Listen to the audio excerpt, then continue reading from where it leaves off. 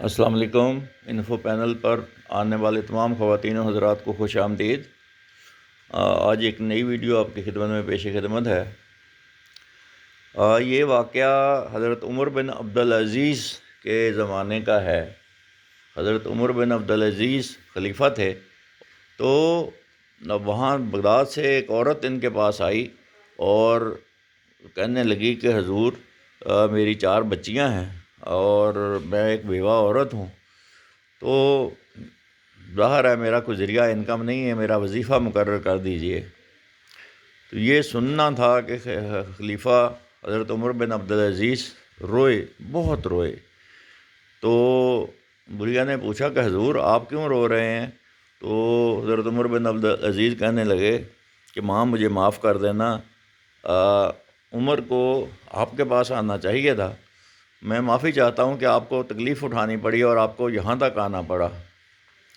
بہرحال انہوں نے قلم پین کاغذ منگوایا اور ان کا وظیفہ لکھنے لگے۔ تو پہلی ان کا بڑھیا کا خیال تھا کہ اگر 100 دینار بھی مل جائیں تو بڑی غنیمت ہو جائے گی، میرا دال دلیا چلنے لگے گا۔ تو حضرت عمر بن عبدالعزیز نے پہلی بچی کا وظیفہ لکھا 1000 دینار پر منتھ، فی مہینہ 1000 دینار۔ تو بڑھیا بہت خوش ہوئی اور انہوں نے اللہ کا شکر ادا کیا، یا اللہ تیرا شکر ہے۔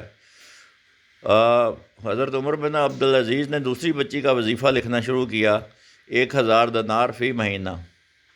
تو بڑھیا نے کہا اللہ کا شکر ہے، بہت خوش ہوئی۔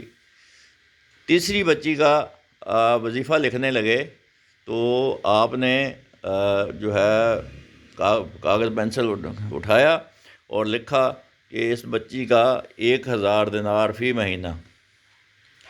تو بڑھیا کہنے لگی کہ اللہ آپ کا اقبال بلند کرے، آپ تو بہت رحم دل ہیں، آپ تو جو ہے نا ہمارے لیے بڑے فرشتہ ثابت ہوئے ہیں۔ تو یہ باتیں جب ہوئیں تو وہ تیسری بچی کا وظیفہ انہوں نے لکھا تھا اس وقت، تو جب یہ بڑھیا نے یہ کلمات ادا کیے تو حضرت عمر بن عبدالعزیز کہنے لگے کہ اے اماں میں اب چوتھی بچی کا وظیفہ نہیں لکھوں گا۔ تو بڑھیا بڑی حیران ہوئی، اس نے کہا کہ جناب کیوں؟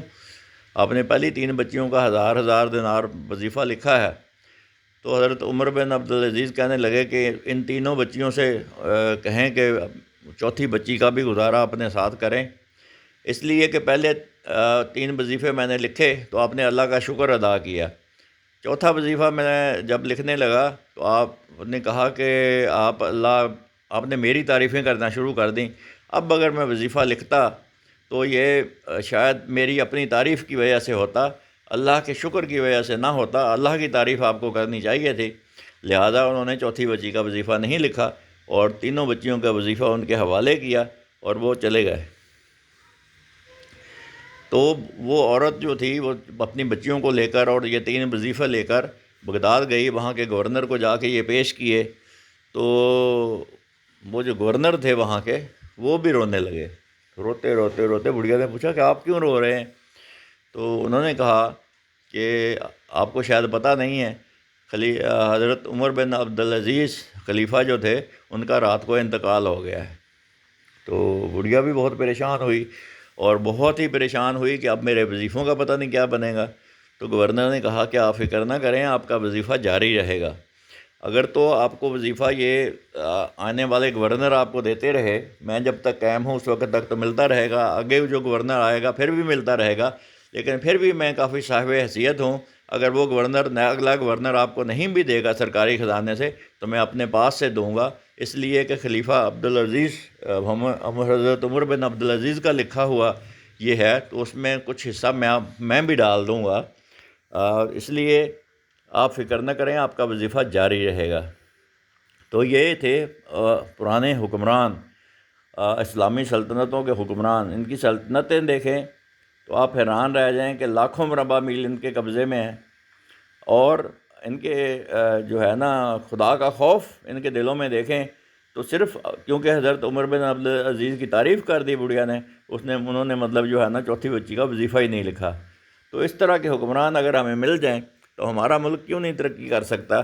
لیکن ہمارے ملک میں تو بس اللہ کی پناہ، اللہ ہم سب کو ہدایت دے اور ہمارے حکمرانوں کو بھی ہدایت دے، آمین ثم آمین۔